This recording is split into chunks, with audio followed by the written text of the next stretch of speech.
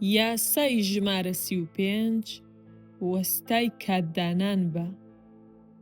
قەت وا دەرمەکەوە کە پەلەتە، پەلەکردن ناپاکی لە نەبوونی کۆنتڕۆڵ بەسەر خۆت و کاتدا دەکات. هەمیشە بە ئۆقرە دیار بە، وەک بڵێی دەزانیت دوجار هەموو شتێکت بۆ دێت. ببە بە سۆراخکەری کاتی گونجاو، بۆنی ڕۆحی کات بکە، واتە ئەو تەمومژانەی کە بەرەو دەسەڵات دەدگوازنەوە. فێر بە، بکشەیتە دواوە، کاتێک هێشتا کاتی نەگەیشتووە، و بە توندی لێی دەدەیت کاتێک بەری گرتووە. پەیڕەویکردن لە یاساکە. جۆزێف فۆچێ کە ژیانی وەکو مامۆستایەکی نەناسراوی قوتابخانەی سیمینار دەست پێ کرد لە بەشی هەرە زۆریدەیەی 1780کان لە شارۆچکەیەکەوە دەچووە شارۆچکەیەکی تر و وانەی ماتماتیکی بە کوڕانی گەنج دەوتەوە. لەگەڵ ئەوەشدا ئەو قەت بە تەواوی خۆی پابەند نەدەکرد بە کەنیسەوە، قەت وەکو قەشەیەک سوێندی نەخوارد.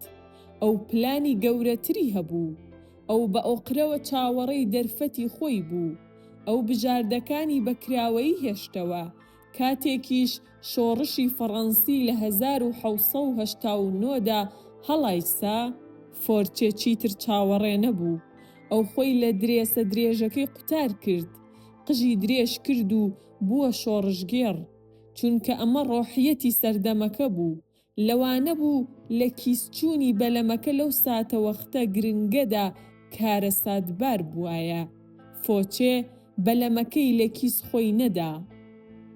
بە هاوڕێیەتیکردنی ڕۆبسپێر بە خێرایی لە پلەکانی یاخیگەری بەرز بووەوە. لە 1792دا شارۆچکەی نانتێس فۆچەی وەکو نوێنەری کۆنڤانسیۆنی نەتەوەیی هەڵبژارد. ئەو ساڵە دروست بوو بۆ ئەوەی دەستوورێکی نوێ بۆ کۆماری فەڕەنسا داڕێژێت. کاتێک فۆچێ گەیشتە پاریس بۆ ئەوەی شوێنی خۆی لە کۆنڤانسیۆنەکە بگرێت، درزێکی توندوتیژانە لە نێوان میانڕەوەکان و جاکۆبینە ڕادیکاڵەکاندا دروست بوو. فۆچێ هەستی بەوە کرد کە لە دوورمەودادا هیچ کامێکیان سەرکەوتوو نابن. دەسەڵات بە دەگمەن دەکەوێتە دەست ئەوانەی کە شۆڕش دەست پێ دەکەن، یان تەنانەش ئەوانەی کە درێژەی پێدەدەن. دەسەڵات دەکەوێتە لای ئەوانەی کە دەیگەیەنە ئەنجام. ئەمەش ئەو لایەنە بوو کە فۆچێ ویستی لەگەڵی دابێت. هەستی بۆ کاتگرتنەوە زۆر زیرەکانە بوو، وەکو میانڕە و دەستی پێکرد، چونکە میانڕەوەکان زۆری نەبوون. کاتێک کاتی ئەوە هات بڕیار لەسەر ئەوە بدات ئاخۆ لویسی 16 لە سێدارە دەدرێت، ئەوەی بینی کە خەڵکی تینووی سەری پاشان، بۆیە ئەویش دەنگی بە بڕیارەکەدا بۆ گیلۆتین. ئێستا ئەو بووە ڕادیکاڵێک. لەگەڵ ئەوەشدا لە کاتێکدا کە تەنگشەکان لە پاریس توند بوون، مەترسی زۆر نزیکبوونی لەسەر هەر لایەنێک لە لایەنەکان بینی، بۆیە پۆستێکی لە ناوچە پەراوێزەکان قبوڵ کرد کاتێ لەوێ دەیتوانی بۆ ماوەیەک بە نەبینراوی بمێنێتەوە. چەند مانگێک دواتر پۆستی پرۆکۆنسوڵی لە لیۆنس پێدرا کە لەوێ سەرپەرشتی لە سێدارەدانی 12 ئەریستۆکراتی کرد.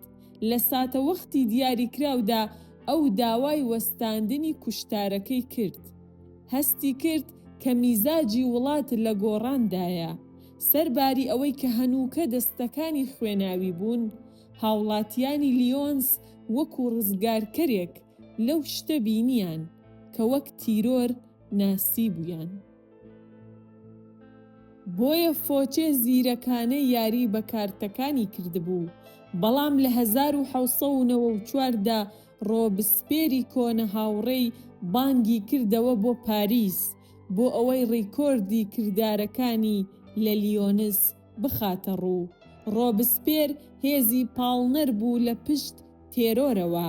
ئەو چەند کە لە سەرێکی بەلای ڕاست و بەلای چەپیدا گلۆر کردبووەوە و پێدەچوو فۆچێ کە ئەو چیتر متمانەی پێنە دەکرد کە لە سەرێکی تر بێت گلۆربوونەوەکەی مسۆگەر بێ. بە درێژایی چەند هەفتەیەک ململانەیەکی توند ڕوویدا لە کاتێکدا کە ڕۆبسپێر بە ئاشکرا لە دژی فۆچێ وەستا بووە و تۆمەتباری دەکرد بەوەی کە بە شێوازێکی مەترسیدار چاوچنۆکە و داوای دەستگیرکردنی دەکرد. فۆچەی لێزان بە شێوەیەکی ناڕاستە و خۆتر کاری کرد. بە بێدەنگی دەستی کرد بە بەدەستهێنانی پشتیوانی لە نێو ئەوانەی کە لە بەرە کۆنتڕۆڵی دیکتاتۆرەکەی ڕۆبسپێر بێتاقەت بوون. ئەو دەیزانی چەندەی زۆرتر زیندوو بمێنێت ئەوەندە دەتوانێت ژمارەیەکی زۆرتری خەڵک لە دژی ڕۆبسپێر ساز بدات. ئەو هەم لە نێو میانڕەوەکان و هەم لە نێو جاکۆبینەکاندا خەڵکی سازدا و لەسەر ترسی بەرفراوانی ڕۆبسپێر یاری کرد. هەمووان لەوە دەترسان ئەو کەسەی دواتر بن کە سەری دەچێتە بەر گولۆتین. هەمووی لە 27 جوڵایدا بە ئاکام گەیشت. کۆنڤانسیۆن لە ڕۆبسپێر هەڵگەڕایەوە و بە هاوارە وتارە درێژە ئاساییەکەی ئەویان بڕیەوە.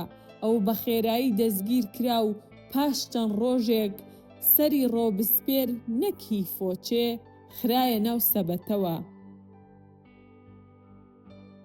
کاتێک فۆچێ پاش مردنی ڕۆبسپێر گەڕایەوە بۆ کۆنڤانسیۆن چاوەڕوان نەکراوترین هەنگاوینا. پاش ئەوەی پیلانەکەی لە دژی ڕۆبسپێر بەگەڕ خست چاوەڕوانی ئەوەی لێدەکرا لەگەڵ میانڕەوەکان دابنیشێت. بەڵام جارێکی تر لایەنگری خۆی گۆڕی و چووە پاڵ جاکۆبینەکان. لەوانە بوو ئەو یەکەمین جاری ژیانی بێت کە بچێتە پاڵ کەمینە. ڕوون بوو کە ئەو هەستی دەکرد پەرچەکردارێک دەوروژێنرێت. ئەو زانی باڵی میانڕەوەکان کە ڕۆبسپێریان لەناو بردووە و ئێستا خەریک بوو دەسەڵاتیان دەگرتە دەست زەمینە سازی گەڕێکی نوێی تیرۆریان دەکرد. ئەم جارەش لە دژی ڕادیکاڵەکان بەبوون بە لایەنگری جاکۆبینەکان فۆچێ لەگەڵ شەهیدانی ڕۆژانی دواتردا دانیشت بوو. ئەو خەڵکەی کە بە لۆمە نەکراو لە قەڵەم دەدران لەو گیر و گرفتانەی کە لێڕێگەیاندا بوو. لایەنگریکردنی ئەو لایەنەی کە دەبووە تیمی دۆڕا و بەڕاستی قومارێکی مەترسیدار بوو. بەڵام فۆچێ دەبوایە خەمڵاندن بۆ ئەوە بکات کە دەتوانێت تا ئەو ماوە زۆرە سەری خۆی لەسەر بڕین بپارێزێت کە بە بێدەنگی خەڵکی لە دژی میانڕەوەکان هەن دەدات و تەماشایان بکات تا لە دەسەڵات بەردەبنەوە. لە ڕاستیشدا هەرچەندە میانڕەوەکان لە دیسەمبەری 1795دا داوای دەستگیرکردنیان کرد و ڕەوانەی بەرگلۆتینیان کرد، کاتێکی زۆر تێپەڕی بوو. جەلادەکان لە لای خەڵک ناشرین بوون و فۆچێ جارێکی تر لە قەنارەی کات دەربازی بوو. حکوومەتێکی نوێ پێکهات، دایرێکتەری. هەرچۆنێک بێت ئەمە حکوومەتی جاکۆبینەکان نەبوو، بەڵکو هی میانڕەوەکان بوو. زۆر میانڕەوتر بوو لەوەی کە تیرۆری سەپاندووە. فۆچەی ڕادیکاڵ سەری خۆی پاراستە بوو، بەڵام ئێستا دەبوایە نەبینراو بێت. ئەو بە ئۆقرەوە بۆ ماوەی ساڵانێک لە قەراغەکاندا چاوەڕێ بوو، لێ دەگەڕا کات هەموو ساتە تاڵەکان لە دژی ئەو نەرم بکات. پاشان لە دایرێکتەری نزیک کەوتەوە و ڕازیکردن بەوەی کە ئەم تامەزرۆیەکی نوێی هەیە، کۆکردنەوەی زانیاری. ئەو بووە بەستیخوڕێکی بەکرێگیراو بۆ حکوومەت. لە کارەکەدا لێهاتووی پەیدا کرد و لە 1799دا بەبوون بە وەزیری پۆلیس پاداشت کرا. ئێستا ئەو نەک تەنیا توانای پێدرا بوو، بەڵکو پێویست بوو سیخوڕیەکەی بۆ هەموو سوچێکی فەڕەنسا فراوان بکات.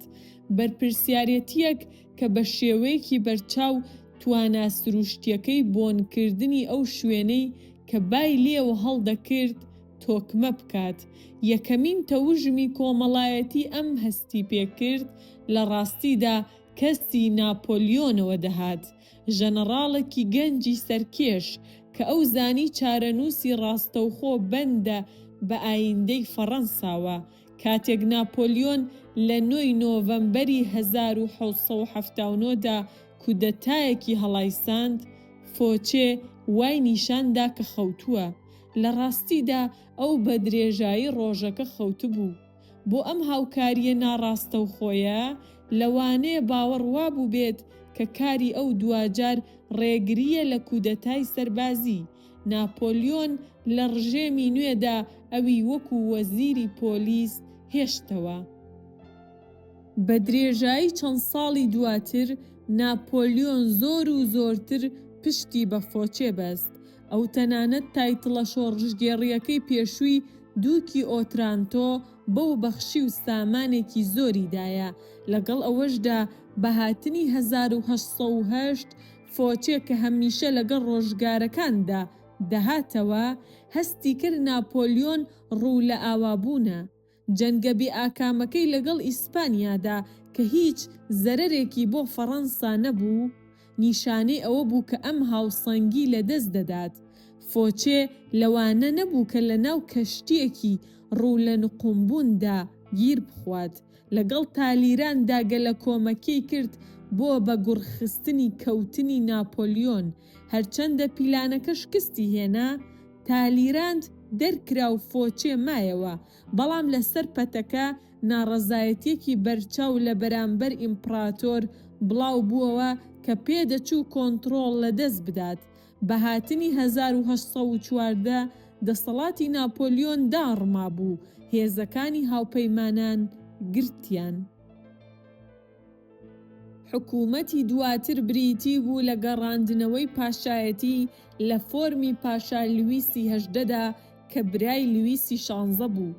فۆچێ کە هەمیشە بۆنی کەشوهەوای وەرچەرخانی کۆمەڵایەتی دواتری دەکرد، زانی لویس زۆر ناخایەنێ ئەو لێهاتوویەی ناپۆلیۆنی نییە.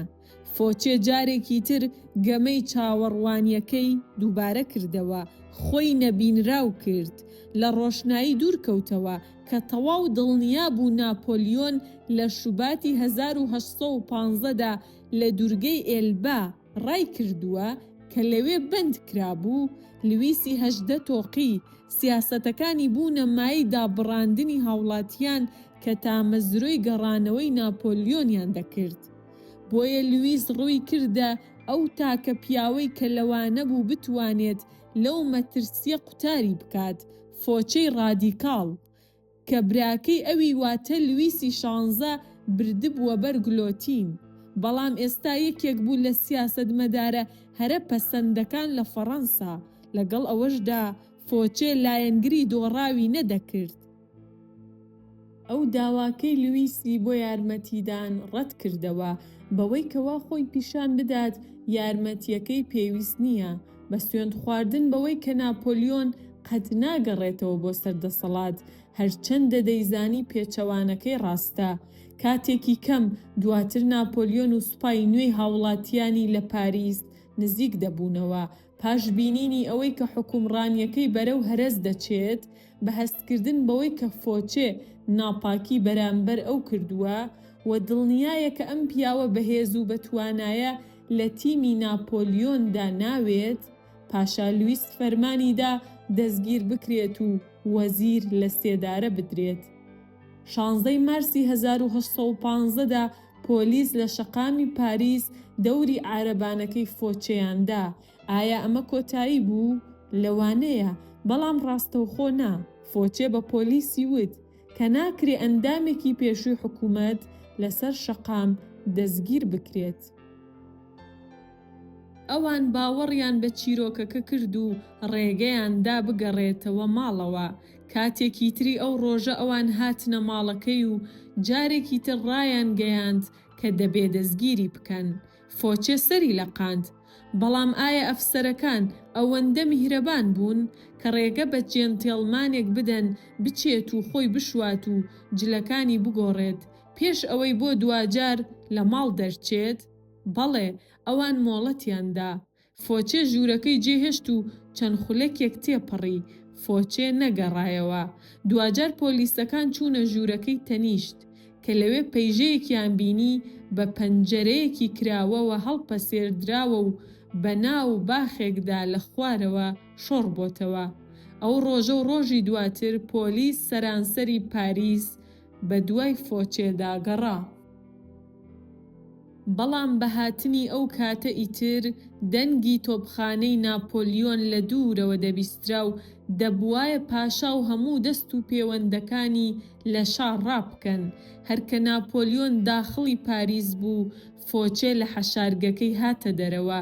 ئەو جارێکی تر جەلادەکەی خەڵەتاندبوو.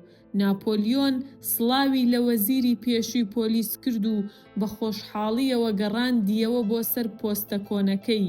لە ماوەی ئەو 100 ڕۆژەی دواتردا کە ناپۆلیۆن لەسەر دەسەڵاتدا بوو تا واتەرلوو، لە جەوهەردا فۆچێ بوو حکوومەتی فەڕەنسای دەکرد. پاش کەوتنی ناپۆلیۆن لویسی 18 گەڕایەوە سەر تەخت و وەک پشیلەیەکی نۆڕۆح فۆچێ مایەوە بۆ ئەوەی لە حکوومەتێکی تر خزمەت بکات. بە هاتنی ئەو کاتە دەسەڵات و کاریگەریەکەی ئەوەندە گەشەی کردبوو کە تەنانەت پاشاش جورئەتی ئەوەی نەبوو کە تەحەدای بکات. لێکدانەوە لە ماوەیەکی پەشێوی و بێپێشینەدا جۆزێف فۆچێ لە ڕێگەی وەستایەتی لە هونەری کاتگرتنەوەیدا گەشەی کرد. ئەو چەندوانەیەکمان فێر دەکات. یەکەم، گرنگە ڕۆحی کاتەکان بناسینەوە. فۆچێ هەمیشە دوو هەنگاو لە پێش خۆیەوە دەیڕوانی.